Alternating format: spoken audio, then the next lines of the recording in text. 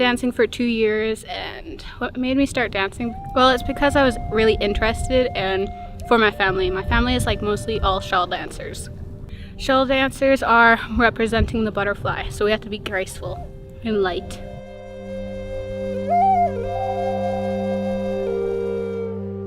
The stars is for my mom. She calls me her little shining stars, so that's why I have a bunch. And then there's my butterfly because it represents the dance. I have yellow in it for my Cree name. My Cree name's Yellow Mountain Road Woman. And blue because I love blue. Shanique is a member of the Cree, one of the largest groups of First Nations in North America. In Canada alone, there are more than 200,000 members. An increasing challenge in North America is for Native youth to retain their culture. Through dance, Shanique is able to continue her tribe's legacy and express herself. She has attended the Mamaway Ataskatan Native School in Alberta, Canada, since she was in the 2nd grade. This Adventist school is located in a rural environment to allow students to focus on their school experience. This is a unique school because it specifically responds to the needs of the Native population from kindergarten through high school. By celebrating and integrating the Native culture, the school can educate in a powerful way. Students regularly attend classes in Native history and language, in addition to standard classes. They get a hands-on education that prepares them for their future. They are really supportive. Like, say if you're behind in your grades, they would help you personally and help you like up your grades. So they want you to pass, not fail. They want you to succeed. All students are given breakfast and lunch for free if they ask for it. The staff wants to ensure every student has the best opportunity to learn. The staff's caring attitude builds the students' trust and confidence in them. For some of these children, this may be the only place they feel safe and secure. At this school, students have the opportunity to talk with trained counselors about any topic. I wanted to start dancing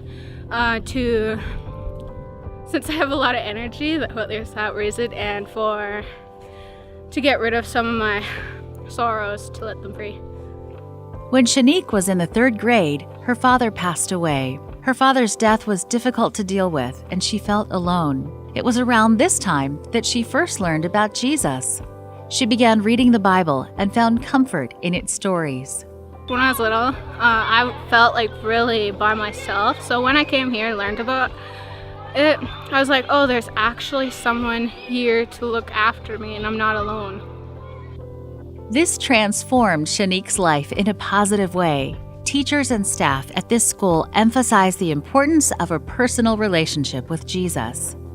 Now she spends time in God's Word each day and continues to grow closer to Him.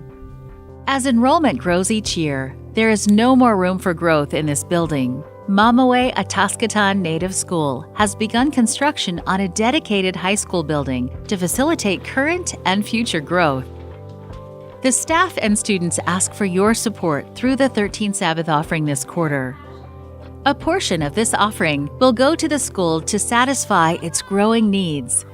Please join us in prayer as they meet a great need in this region. Thank you for giving to the 13th Sabbath offering.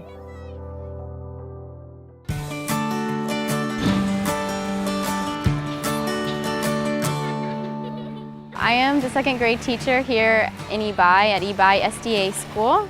I teach all subjects for 2nd grade. Come to her house.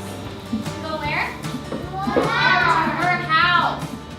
Ebi is a small island in the Pacific Ocean. It's part of a chain called the Marshall Islands.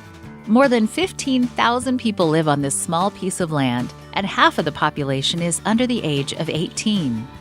Ebi is very small, very populated, lots of children running around. They are very friendly. They will tell you hi, Yahweh, want to touch you, want to touch your hair, give you a hug. And then also there's not that many trees, not that many flowers, just a lot of buildings because, such a high population. Ebi Seventh-day Adventist School plays an important role on the island. It educates children from preschool to grade 12. The school relies heavily on Adventist volunteers to function. Student missionaries especially come every year to fill the empty teaching positions. Elisa was a hairstylist in the United States, but she believed God wanted something else for her life. So she began praying for direction. Someone suggested that she consider volunteering her time for God's work. I had no idea where Ibai was, but there was an available opening, so I applied and I asked God to open the door if I was supposed to go or shut it if I was not supposed to. Since she arrived, Elisa has grown close to her students. They frequently hug her and want to spend time with her. The bond she's formed with the people on the island has motivated her to put her best effort into her job. But there have also been major challenges to living abroad. Since Ibai is an isolated island, getting fresh food here is infrequent, and healthy living can be difficult. So some of the struggles on Ibai have been getting sick and also not getting enough nutrition just because the food is very different here. There's not a lot of fresh produce. So my first sickness was chikungunya. It's a mosquito-borne virus. And then I got a dislocated kneecap from teaching the boys soccer. And so that was a struggle. I had to return to the US. When I had to return home from dislocating my kneecap, I was very angry. I felt guilty for leaving all my kids and my fellow missionaries. And I was angry at God. I blamed God for it. And I told all my family, I'm never coming back to Ibai.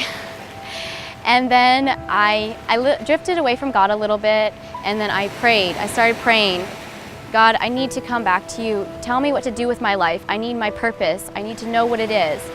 And as I prayed, God showed me that I was supposed to come back to Ibai, because in the first place, who was the one that led me to Ibai? It was God. When Elisa's knee was better, she returned to Ibai for another year of teaching. She feels even more dedicated and closer to the students than before. What I like about being here is being able to provide that kind of support for the children and a nurturing experience for them. And most of all is Jesus Christ.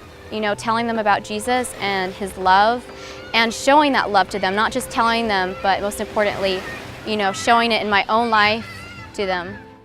One of the biggest obstacles the school faces is maintenance. The salt concentration in the air is so high that everything deteriorates at a fast pace.